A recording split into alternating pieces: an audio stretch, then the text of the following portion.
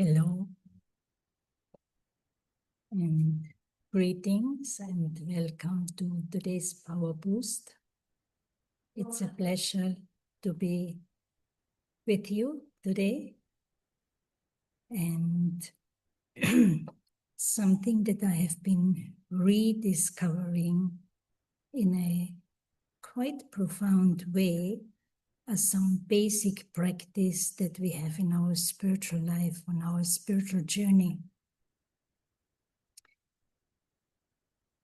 And that is, it has all to do with the connection with your own self. We like to reach out with people, we like to be with others, we even compare ourselves with others. And that does not make us always very happy. Then there are also other energies that bring sorrow to the self when we become jealous. We want something that someone has, and I believe I don't have it. We start to envy. We start to see weaknesses, shortcomings of others. We start to dwell on those. Sometimes we get impressed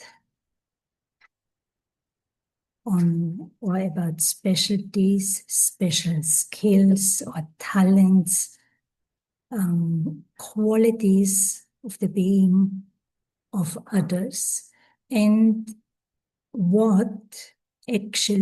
who gets really lost out, who loses out is the self. We use the term body conscious, being body conscious, constantly aware, subtly and consciously, in a gross way with the physical dimension, with the bodies, anything we can see, touch, smell. And this kind of consciousness, if we live in that kind of reality that we create based on our physical sense perception, it certainly exists and it is a reality, but the illusion we fell into, the big, great illusion we gave into, is that we started to believe this or that, this one or that one, this achievement, that person, traveling here, going there, having this or that, will make me happy. We started to believe that we can attain from or through the world in order to be peaceful, in order to be happy. But that happiness is only very, very short-living. It's temporary. And so in the big picture, there is a great defeat. And the opposite of being body conscious is to be soul conscious, where I start to connect to myself at a much more deeper and subtle level than the physical body. Even the personality that I have developed at this point in time, it has become part of me, but it really is not a reflection of who I truly am. So we offer a meditation course, and the sister calls the course Reviving the Higher Self. It's really a very nice and appropriate way to call our journey. There's the higher self, the more subtle self, the invisible being, the being of consciousness. Consciousness is not material. It's very, very subtle. And so to perceive it, to touch it, to perceive it, to experience it, or to have experiences, we need to learn to take our mind away temporarily from the physical sense perception, from the influences of the senses, the physical senses on our mind. Clear out that clutter and connect to the self based on a spiritual understanding. And you all must have been, hearing about the soul, the higher self, spiritual being that we are many times. And so when I now practice to connect to myself, then it goes beyond the physical identity of the body. The body's got somewhere born, it has a certain look, belongs to a certain culture, religion, the expectations from the society on one. All of that is very external. So we go beyond and connect to I, the being of consciousness, being of light, invisible, metaphysical, so outside of the realm of physical energy. So I can't see myself, but I can understand myself and I can experience, perceive myself. And the same is true when we then take it a level higher, is Supreme Soul. I can understand and perceive through the power of the mind. But today we want to focus on the connection back with my own self, which I find is absolutely essential. It's only when I started to take the meditation course about 25 years ago, I came to know about soul, the qualities about the soul, characteristics, that we are eternal, imperishable, and all these beautiful innate qualities that we love and cherish so much: peace, happiness, joy, love, pure love. They are part of our consciousness, but they got a little bit suppressed and a little bit polluted, mainly through being ignorant of the subtle, of what is true and real beyond the physical. The physical is also real, but the physical is really non-living. The body is living because soul is in the body. But if I leave this costume, you can cut it up. You can do anything with the body. We will not do just anything. It's disrespectful. But if we would, no one would say, "Ow," or "this hurts," or "don't do this." So the body has value as long as the soul, the living being, is in the body.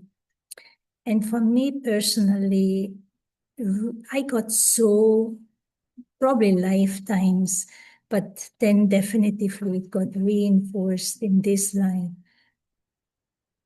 I grew up, I think already in the fetus, my mother coming out.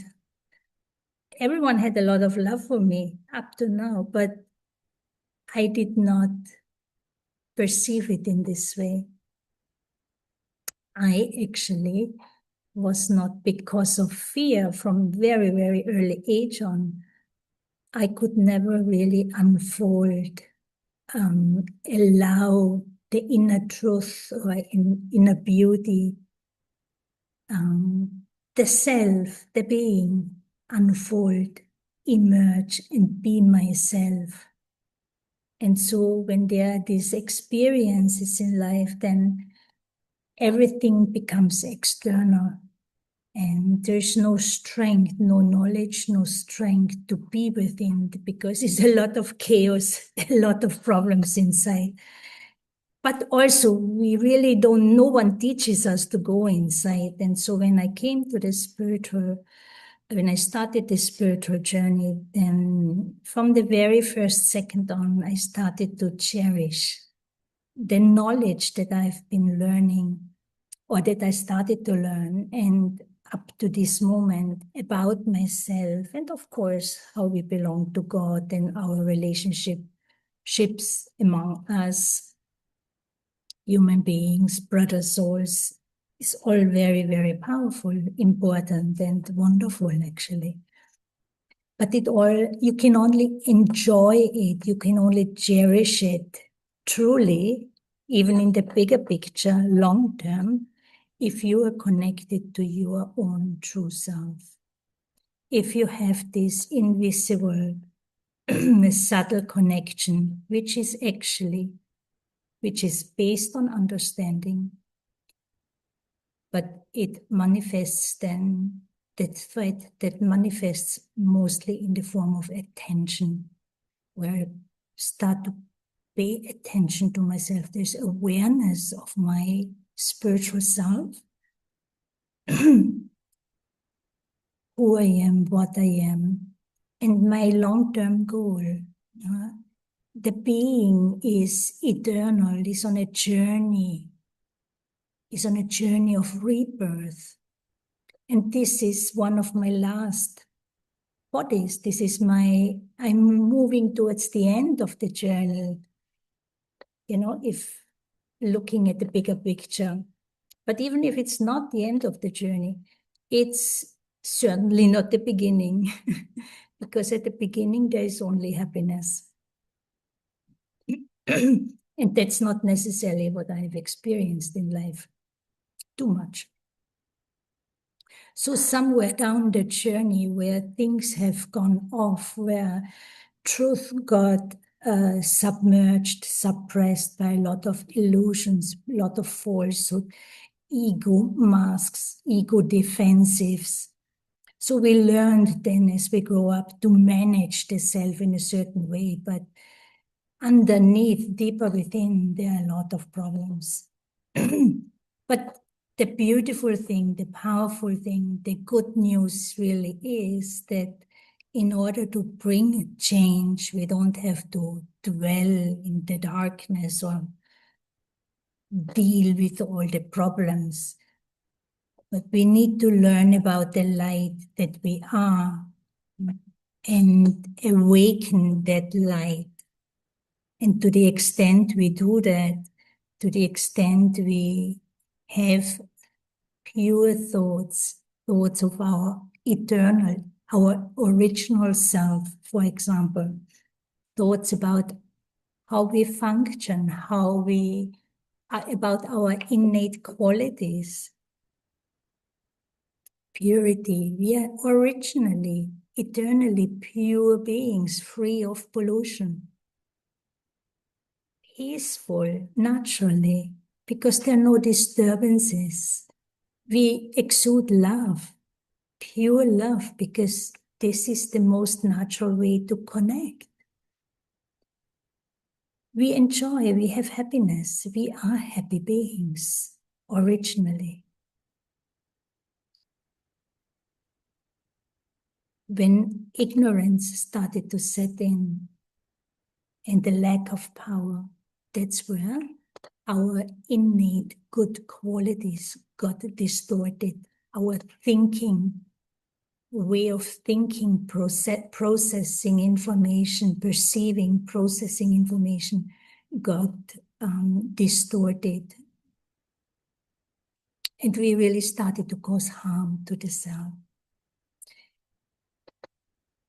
And so what I discovered over time and up to this moment, because there are always different challenges that emerge, but if I give value to the connection with my inner world, with my inner self, with my true self, with that being of light, if I value myself at this level, if I maintain that connection,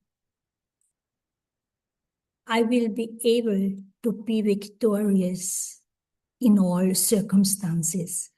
It will not necessarily be an instant.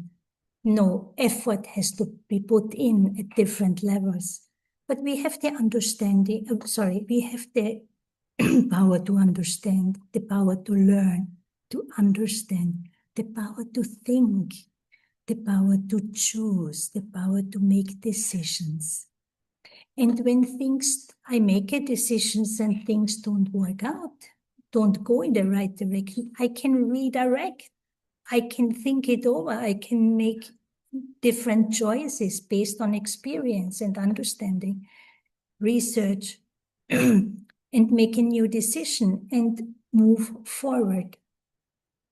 So this is a natural part of living life. And just because I have to redirect does not imply that I'm a failure. So this kind of unhealthy attitudes and many more of those we have developed over a long period of time. We have to understand that they are not healthy for the self. And as many other tendencies, I mentioned few of those at the beginning, and be willing to study, to learn, and to, first of all, there needs to be a willingness, an interest, a willingness to learn about the self, to do something good for the self, to give some attention to my inner world. So we can now practice this a little bit in the meditation. And so you sit comfortably, relax the body. You can quickly scan the body from the toes upwards up to the face. If there are any tensions in the body, give permission to the muscles to relax. Take a deep breath in and exhale. Feel the posture of the body.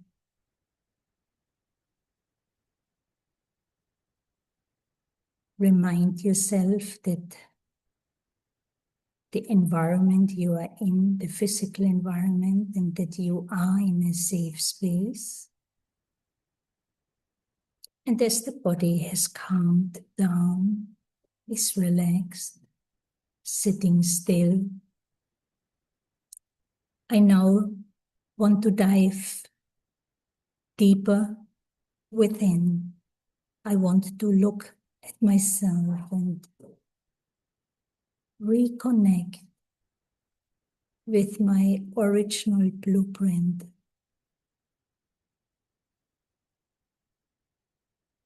With the true self. And so for that, you can visualize in your mind point of light or sparkling light, a sparkling star. And gently try to hold the focus on that subtle image. Maybe just behind the forehead or in the area of the forehead.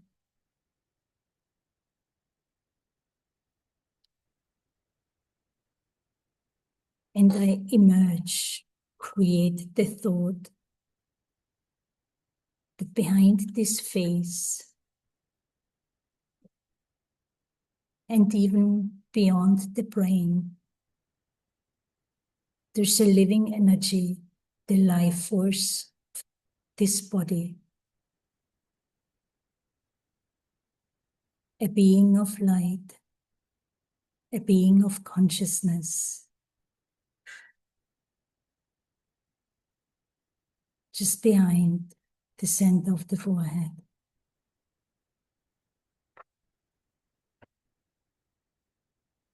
I create the awareness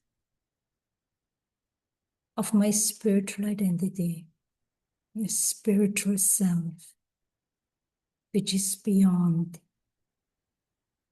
different from my physical identity.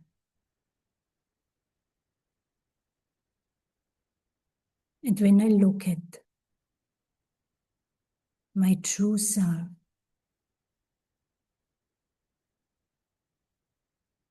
I am a subtle being of light, spiritual light. I'm self-aware, aware of my own existence.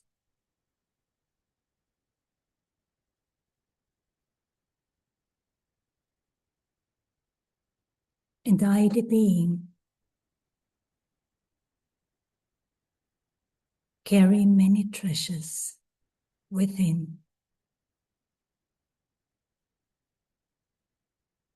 As I myself, I'm invisible to these physical eyes. But I can understand who I am.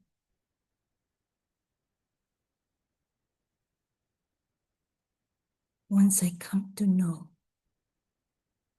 about the knowledge of the soul, the living being.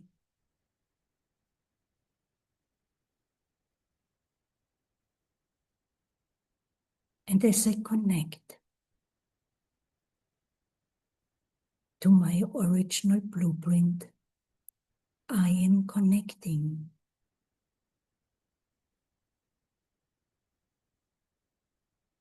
to the peace within, the purity of my being. I am light, beautiful, sparkling light. I'm powerful.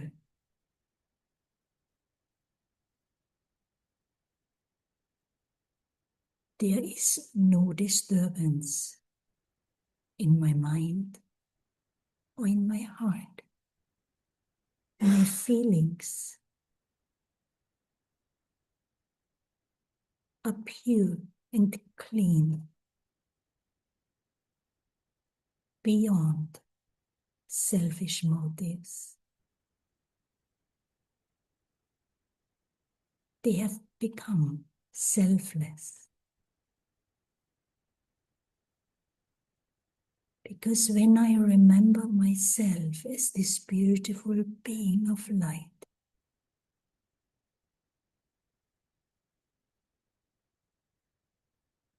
I can move into my true self-respect, where I start to respect myself as this spiritual light, independent of anything from this physical world.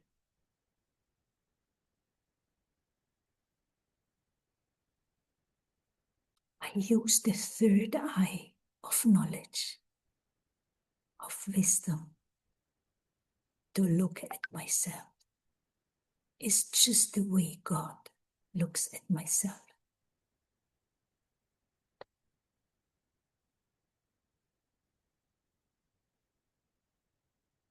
I bring joy, true joy,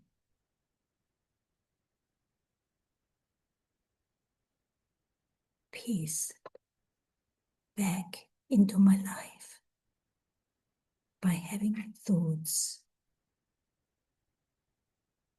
of my true self, a pure vision of myself.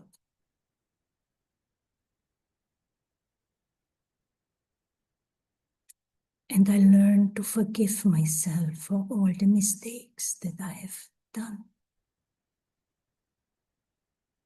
And it's easy to forgive because I didn't know.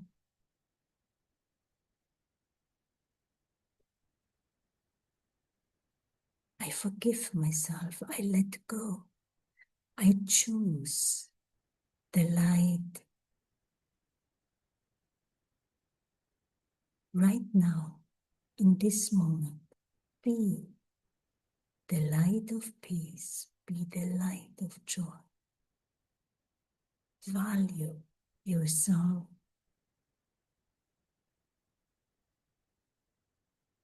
Not because of what I have acquired, what I know,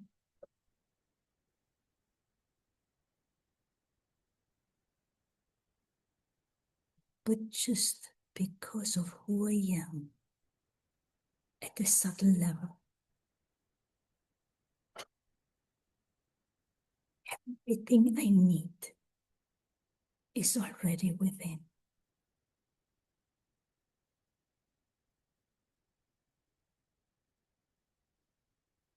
The effort now is to remember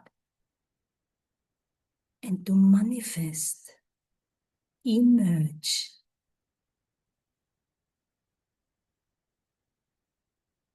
my goodness, the different qualities, and manifest them through the body, the way I think, the way I feel, the way I look at others, at myself.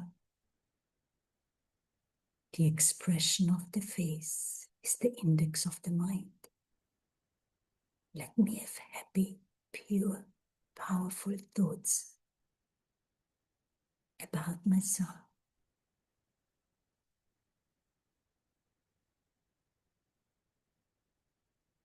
And let me have a pure vision, good wishes for everyone.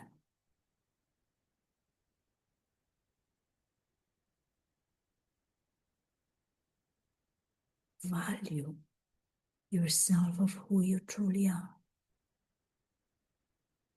and find your worth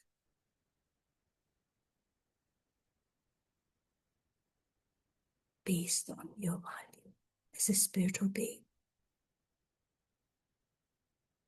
and enjoy the practice of bringing that into action.